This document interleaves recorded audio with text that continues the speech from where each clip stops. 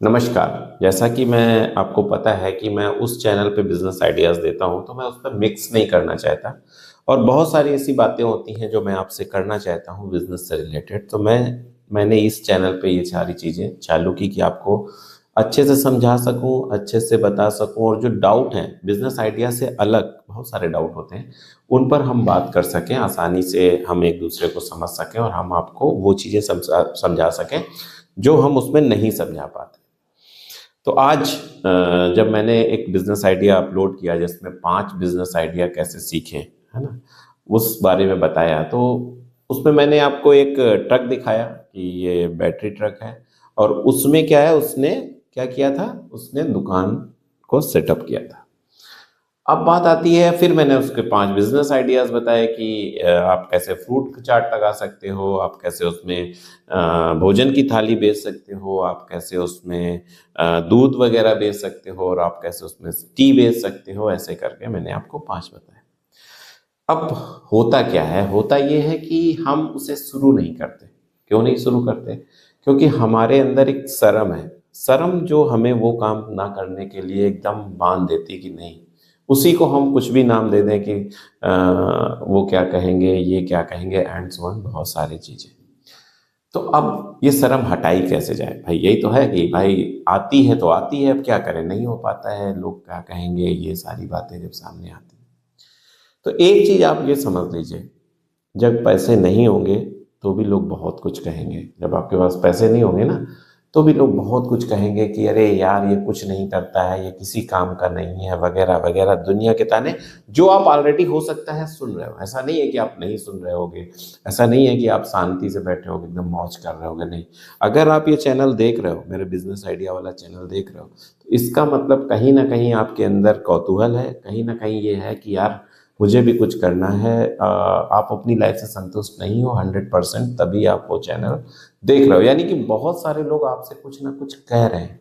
तो जब वो कह रहे हैं ना, तो आप एक चीज़ समझ लो, जितने भी आप बड़े बिज़नेसमैन देखते हो, जितने भी एक्स, वाई, जेड जिसका भी आप नाम ले लो, जिन्होंने फाउंडर के रूप में काम किया, जिन्होंने स्टार्ट किया, जिनका स्टार्ट के बाद प्रॉफिट बिल्डअप है, किसी का स्टार्टअप है, वो आपको दिख रहा है, बहुत सारा उसमें प्रचार दिख रहा है, हर तरफ उसका नाम दिख रहा है। हो सकता है कि उसके पिताजी का पैसा भी चल रहा हो और वो उसमें ऐड चला-चला के उस चीज़ को आपके सामने प्रेज़ कर रहा हो सकता है। बट जिसने एक्चुअल में अर्निंग की है, जिसने एक्चुअल में प्रॉफिट कमाया है, जिसने एक्चुअल में काम किया है ना, उसने नीचे से काम किया है, एकदम धरातल से काम किया है। एकदम बेईमानी है कि आप ये कह दो कि नहीं बस सीधे हम टॉप से आ जाएँ और कोई बहुत बड़ा रेस्टोरेंट खोल दें और बहुत अच्छा चलने लगे। नेवर, हो ही नहीं सकता है। वो 100 में से 1% ऐसा कोई अचंभा हो जाए, कोई ईश्वर कृपा कर दे तो अलग बात हो गई, नहीं तो नहीं चलता है। और जितने अच्छे से अच्छे आपको देखे होंगे, बड़े-बड़े आप रेस्टोरेंट देख लेना या बड़े-बड़ी जो होटल चेन या एक्स, वाई, जेड कोई भी बड़ा उद्योगपति को देख लेना, चला वो नीचे से ही होगा। तो ये चीज़ें कि सर हम इतना छोटा काम नहीं कर सकते हैं, हम ऐसा काम नहीं कर सकते हैं, तो पहले इसको किनारे करो, एकदम किनारे कर दो। हम ये सारा काम करेंगे, छोटा काम से स्टार्ट करेंगे एकदम बस। जहाँ मेरी हेल्प की ज़रूरत है, जब मैं आपसे बार-बार कहता हूँ कि भाई जो है आप पूछो, हम बताने को तैयार हैं। बहुत सारे लोग मेल भी करते हैं, बहुत सारी बातें होती हैं। कभी-कभी मैं आपसे ये जो मैंने ये स्टार्ट किया वो इसीलिए स्टार्ट किया कि जो इसमें कमेंट्स आएँगे हम उस पर भी बात करेंगे। जो बाकी चीज़ें हैं जो मैं अक्सर सुनता रहता हूँ उस पर भी चर्चा करेंगे। तो इसीलिए मैंने ये स्टार्ट किया कि हम आराम से बातें करेंगे इसमें। वही आएँ जो मतलब उस चैनल को देखते हैं और जो ये चाहते हैं कि हम कुछ करें तो वो हम लोग आपस में उसी से रिलेटेड बात करेंगे, बट आइडियाज़ वगैरह नहीं होंगे, आइडिया उसी में आएँगे। बट यहाँ पे वो बातें होंगी जो सच में आपको रोकती हैं कोई भी बिज़नेस। अब दूसरी बात आती है कि सर एक चीज़ और याद रखना, जो छोटे से स्टार्ट करता है ना वो रो अब क्यों छोटे से स्टार्ट करना चाहिए, यहाँ भी थोड़ी-सी बात समझ लो फिर उसके बाद एकदम से आप अगर कोई रेस्टोरेंट खोल देते हो, मैं एक फूड चेन से ही स्टार्ट करता हूँ। अगर आप कोई रेस्टोरेंट खोल देते हो तो क्या होगा? पता है क्या होगा? जैसे ही आपने कोई रेस्टोरेंट खोला, तो बड़ा रेस्टोरेंट खोलोगे, जैसा आपने सोचा है, जितनी आपकी जमा पूँजी होगी 20 लाख है, मान लो 25 लाख है, 50 लाख है, आपने लगाई उसके इंटीरियर पे लगाई, उसके डेकोरेशन पे लगाई, उसके लीज़ पे लगाई, उसकी पगड़ी पे लगाई और उसके सैफ लाए और दुनिया की सारी चीज़ें आपने की, इंटीरियर लगाया, टेबल मेज कुर्सी सब कुछ आपने सेट कर लिया। यहाँ तक कि आपने उद्घाटन भी एक नंबर बहुत बड़ा कर दिया। यानी आपने अपने पूरे पैसे उसमें लगा दिए, प्लस अब रेंट स्टार्ट होता है 1.5 लाख या 2 लाख रुपए महीने, अगर आपने एकदम बेहतरीन जगह लगाई तो 2 लाख रुपए महीने का रेंट स्टार्ट हो गया आपके। लगभग लगभग 1 लाख रुपए या 50,000, 60 से 1 लाख के बीच में आपके जो सेफ वगैरह हैं और जो वर्कर हैं उनकी सैलरी स्टार्ट हो गई। और ऐसे करके आपके मंथली खर्चे लगभग लगभग 4,000 रुपए स्टार्ट हो गए। वन टाइम निवेश तो हम अलग मान लेते हैं, 25, 30, 50 लाख रुपए वो अलग। और तुरंत के तुरंत हर महीने आपके 4 से 4.5 लाख रुपए स्टार्ट हो गए। कितने दिन आप चला लोगे? और एक चीज समझ लो, एकदम से खुलते ही कोई नहीं आने वाला है। ये नहीं वो, फिर मैंने आपसे कहा 1% अचंबा हो सकता है, 1% लोग ऐसे हो सकते हैं जो आ जाए, नहीं तो नहीं आने वाले हैं। 1 महीने, 2 महीने, 4 महीने, आप 4 महीने बाद ये सोचने लगोगे कि यार चलेगा कि नहीं चलेगा, 16 लाख रुपए जा चुके। बस वहां से ही डिप्रेशन स्टार्ट होता है, वहां से आप ऐसे ऐसे निर्णय लेने लगते हो जो आपको डाउनफॉल की तरफ लेते जाते हैं। और बस फिर उसके बाद कुछ दिन बाद आप क्लोज कर देते हो और फिर एक नाम जुड़ जाता है कि 900 में से 95 बिजनेस फेल हो जाते हैं। यही अगर अपोजिट आपने अपनी शर्म हटाई, सब कुछ हटाया, आपने एक अच्छा सा कार्ड बनाया अपना, ना तो उसमें रेंट लग रहा है, ना तो खुद सीखो, खुद सीख देखो, तब तक कोई चीज हम मालिक बनेंगे, हम ऑटोमेटिक मोड में सब कुछ चलाएंगे, हम किसी एक काम, एक रत्ती, एक चम्मच नहीं उठाएंगे।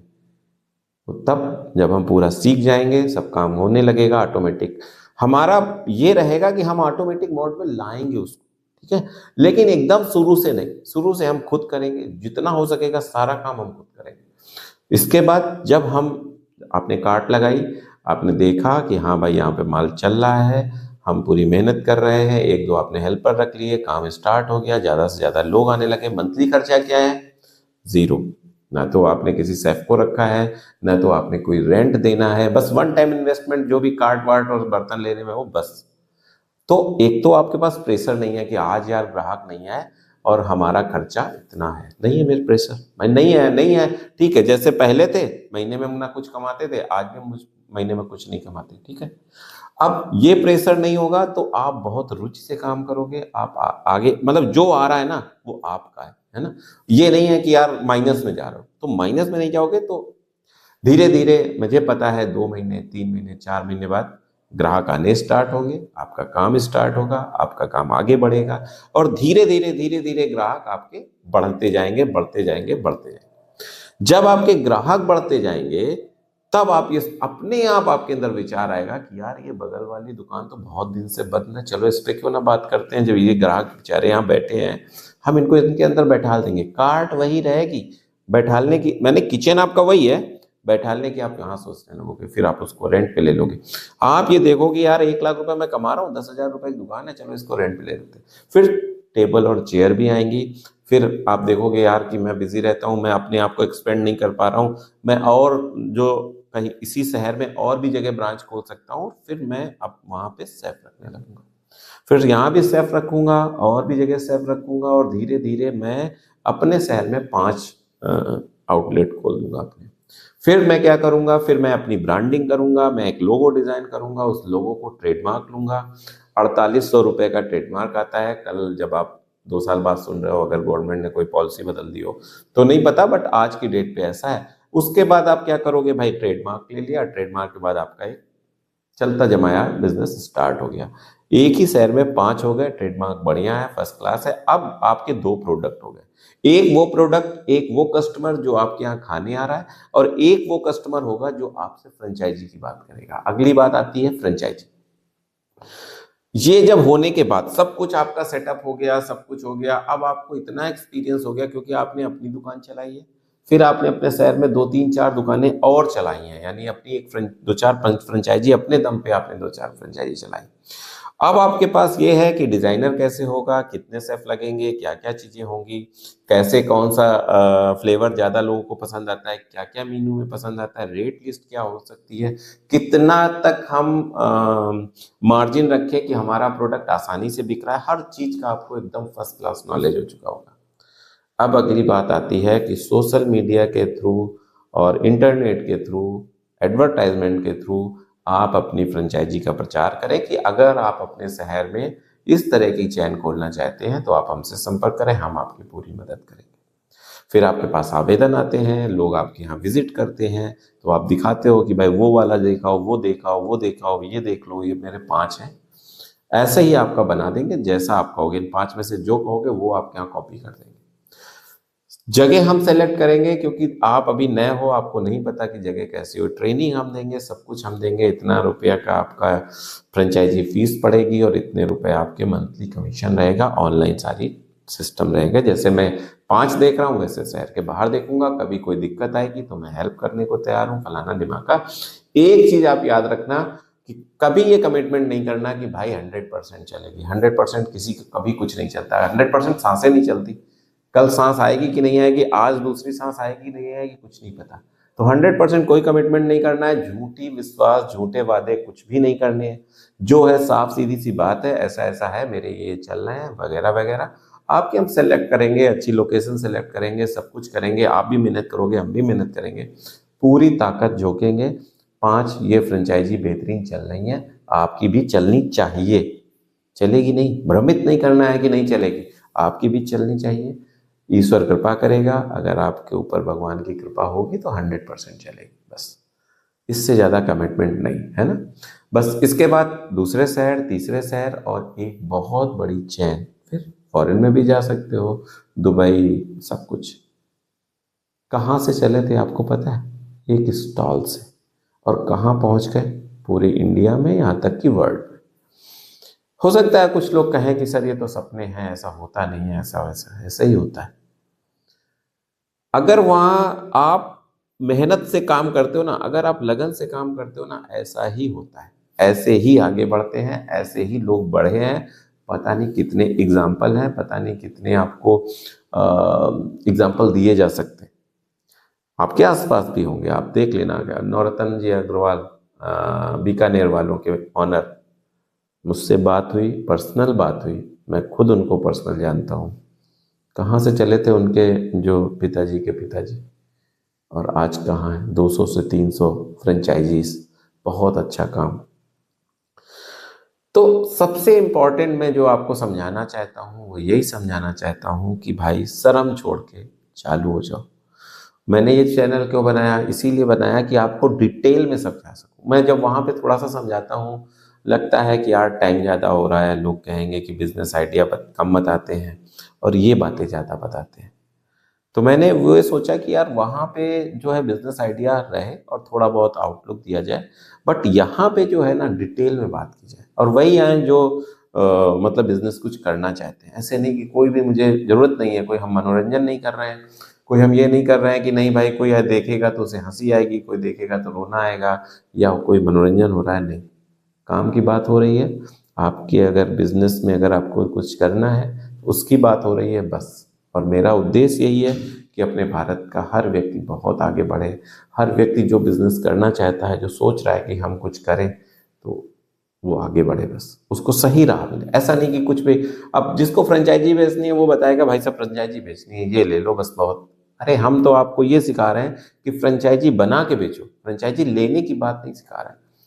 हम आपको बता रहे हैं कि भाई फ्रेंचाइजी बनाओ। फ्रेंचाइजी कैसे बनती है? ऐसे नहीं बन जाती कि बस फ्रेंचाइजी बनाएंगे सीधा, नहीं। पहले आप एक्सपर्ट बनोगे ना। मान लो हम सोचे कि हम मोबाइल बनाएंगे और बस चालू हो जाए, तो ऐसा नहीं होता है ना। पहले हम सीखेंगे कि भाई क्या है मोबाइल, क्या है इसके अंदर, मटेरियल क्या क्या, बिल ऑफ मटेरियल क्या है, समझ रहे हो?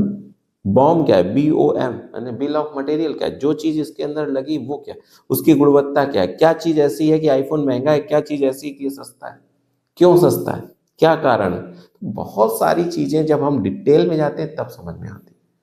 तो यही हाल उसमें है। कोई भी फ्रेंचाइजी है, कोई भी बिजनेस है, हर एक का यही हाल है। जितना हम सीखेंगे, जितना हम समझेंगे, उतना हम आगे बढ़ेंगे।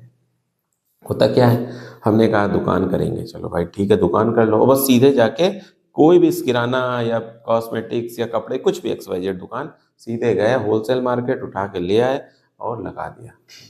बैठ गए, भाई साहब चल नहीं रही है, सर चल नहीं रही है।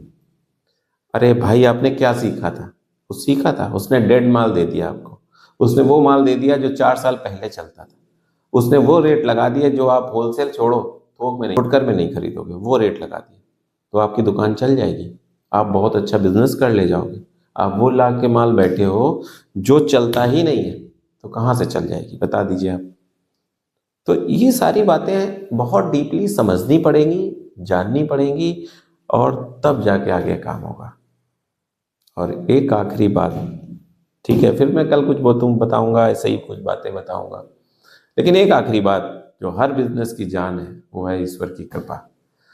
वो आप एकदम रगों में बस लो। अगर आप नेक, ईमानदार, अच्छे आदमी हो तो आपका बिजनेस बहुत फले फूलेगा। इस बात को आप गांठ बांध लो, ये आपको समझ लो संजीवनी बूटी दे रहा हूँ। पहले कहते थे ना, ग्राहक है तो भगवान है। भगवान मानो, भगवान का मतलब ये नहीं कि आरती उतारने लगो। भगवान का मतलब ये है कि जितना आप सामने से आया है ना, भगवान की रेस्पेक्ट करते हो उतनी रेस्पेक्ट उसकी करो। जितना वो आया है उसे सही माल दो। वो छोटा बच्चा है तो भी सही माल दो और सही रेट लगाओ। बड़ा है, समझदार है तो भी, अनपढ़ है तो भी उसको गिन के सही पैसे दो। ये है जो ग्राहक है वो भगवान। जिस दिन ये होने लगेगा ना, एक रेट सबको लगने लगेगा ना। मैं ये नहीं कह रहा हूँ कि ये मोबाइल है या ये कोई चीज है तो आप 10 रुपए का लाए हो तो 20 रुपए का ना बेचो, खूब बेचो, 20 नहीं 30 का बेचो। 10 रुपए का लाए हो 100 रुपए का बेच दो, कोई कष्ट नहीं है। लेकिन अगर 100 रुपए का तुमने उसको दिया है जो एक समझदार आदमी आया है, तो 100 रुपए का उसको भी दो जो एक बच्ची आई या छोटा बच्चा आया या कोई बुजुर्ग आया जो उस चीज को नहीं जानता है। वहां बदमाशी है, वहां आपकी निष्ठा खराब होती है। जहां आप 10 रुपए की चीज, किसी समझदार कोई आया तो 20 रुपए का दे दे रहे हो, और कोई थोड़ा सा बच्चा आ गया, कोई ना समझ आ गया, 100 रुपए का दिखा दे रहे हो, उसको चिपका दे रहे हो। बस वहां से आपका बिजनेस डाउन हो जाएगा। बस वहां से खत्म हो जाती है आपका सारा खेल, सारी प्रसिद्धि, सब कुछ चली जाती है। बस इतना ही कहना था। बहुत लंबा वीडियो हो जाएगा, फिर कल बताएंगे कुछ आपको अच्छी चीज़ें। इस चैनल पे बस ऐसे ही हम लोग बातें करेंगे, अच्छे से, इत्मीनान से। जितना हो सकेगा बिजनेस के बारे में बात करेंगे, जितना हो सकेगा आपको सही राह दिखाएंगे, सही चीज़ें बताएंगे, और उस चैनल पे आपको बिजनेस आइडिया आते रहेंगे। बस इतना ही कहना था। बातें तो बहुत सारी हैं, फिर अगले वीडियो में करेंगे। तब तक के लिए नमस्कार।